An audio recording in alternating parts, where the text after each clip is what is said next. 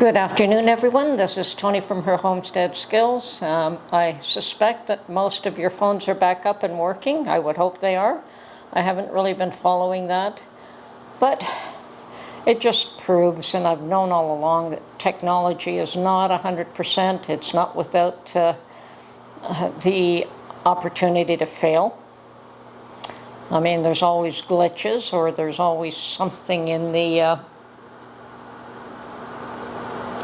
whole system that it relies on that could fail. There's just so many different parts that could fail, and sometimes you'll get a small blackout, and other times, like yesterday, where you get a large one. I remember years back where there was an electrical grid blackout. That was kind of weird. I've never experienced that before, but it was quite a huge swath of the U.S. and Ontario. It hit us as well. I don't remember if it hit the rest of the, what other provinces and what other states, but certainly it hit a good swath of the area, and I can't recall what caused it, but yeah, that could go down at any time for a number of reasons. Whether it's terrorist attacks or whether it's just a failure in the system. You know, sometimes you have to see what you can do to secure yourself against those things. And other times you can't do a darn thing, and you just have to bear with it and do the best you can.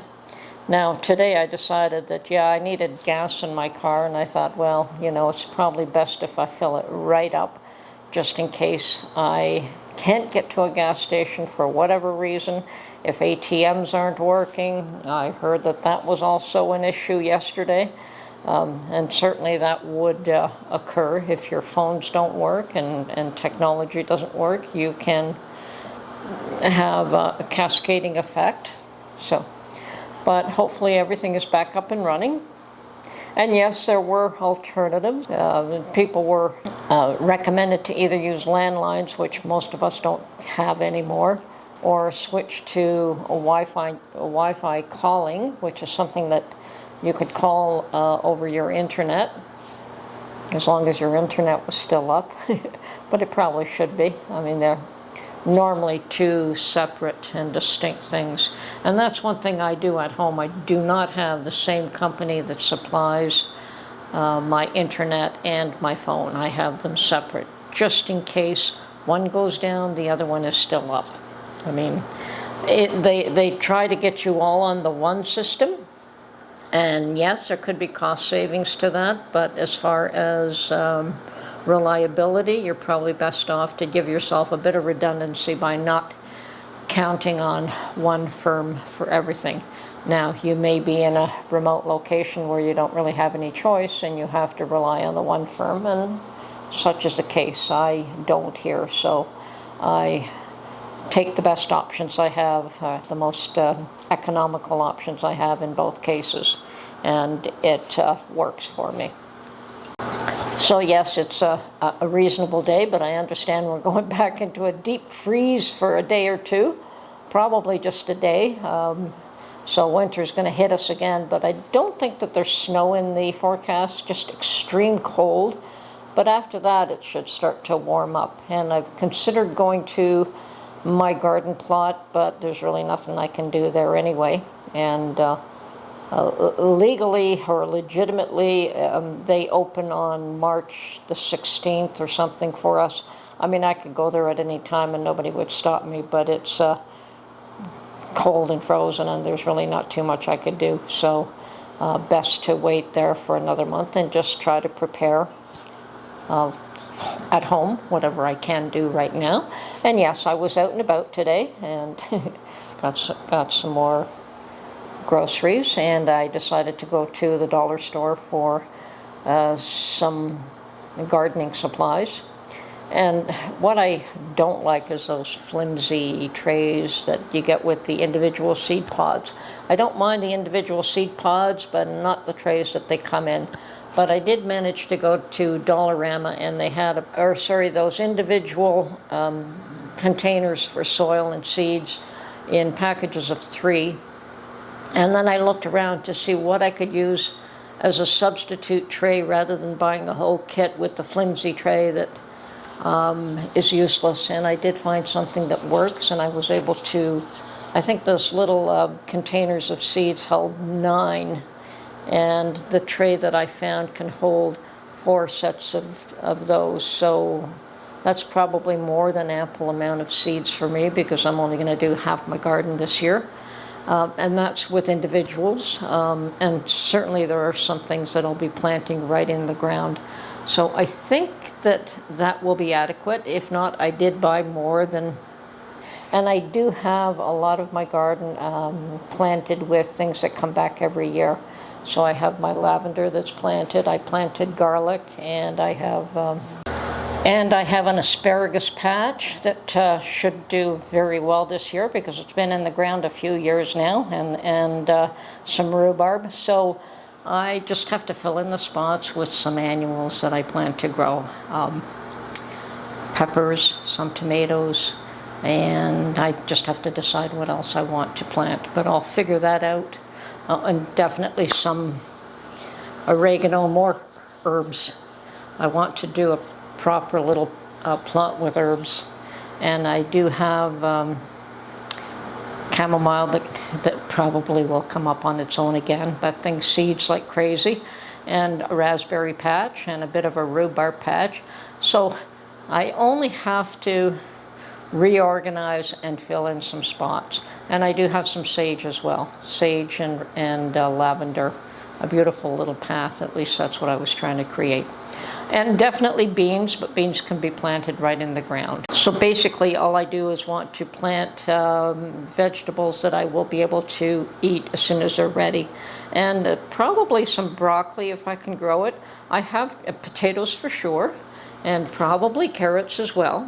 So yes, I'm home today focusing on indoor chores and making some bread, and I've definitely finished with the chicken stock for the day, and I'm definitely considering making a batch or two to put into my pantry, and I probably will do that pretty soon. I think we're coming also to the end of Mark's consumption of chicken soup or chicken stock every day, although I'm sure that he would even drink it in the summer if I made it.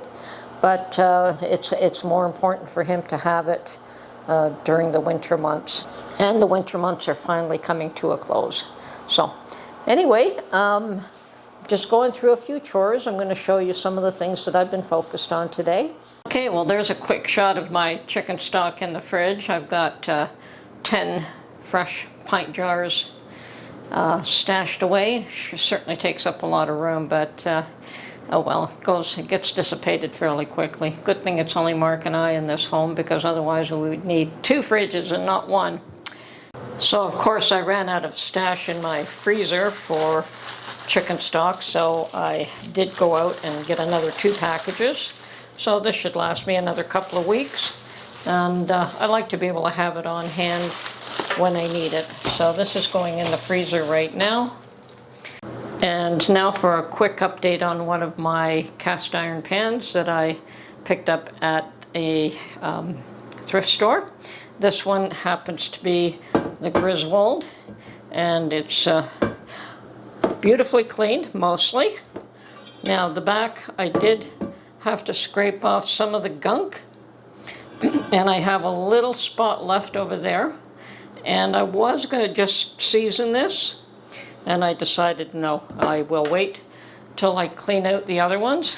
And what happens is most of this gets cleaned out pretty easily, the inside, but on the back, which is encrusted really bad, I've actually taken something and scraped some of the gunk off and put it back in so that the lye has a chance to penetrate a bit further. Now I do plan to do this. I'm going to do all the ones that are in there and do the same thing, and then put them back if I need to clean up the balance of it. It's a shame to go this far and leave that bit there, so I definitely intend to finish the job. But this one is not going back in now until the other ones come out. And I have just given it a light coat of grease to prevent the rust. So I'm going to just put this one aside, and one by one we will be cleaning them out, and then, you know, seasoning them one at a time. It's a bit of a waste to heat the oven up, and I have room probably to do all of them at once, and that's probably what I will do, at least all the ones I have in the lye bath right now. So of course today I'm going to be making some bread. I haven't made bread for a while and I'm right out. So I'm going to start off with adding some of my water.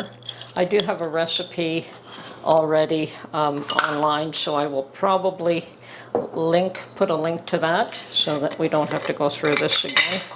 But of course, sugar.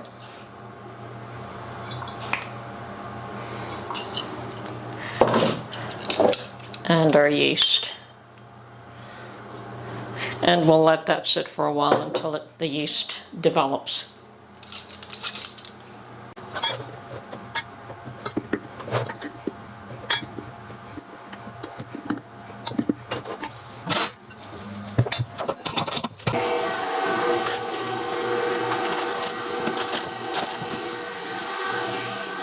Okay, so meanwhile, my 1 gallon jar of flour is reaching a low point, so I've decided to fill it up. And I've taken one of my blocks of flour that I made, maybe 2 years ago, a year ago. And as I said, the nice thing about putting it in this format instead of a jar is that I can kind of squeeze all the lumps out of it before I put it in a jar. Okay.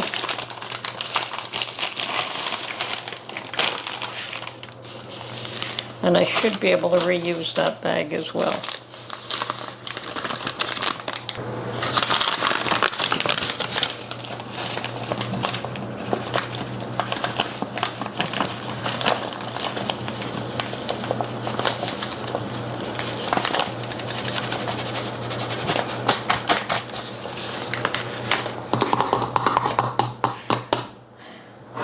And there we go. I've got a full jar now, well, a somewhat full jar, ready to be used again.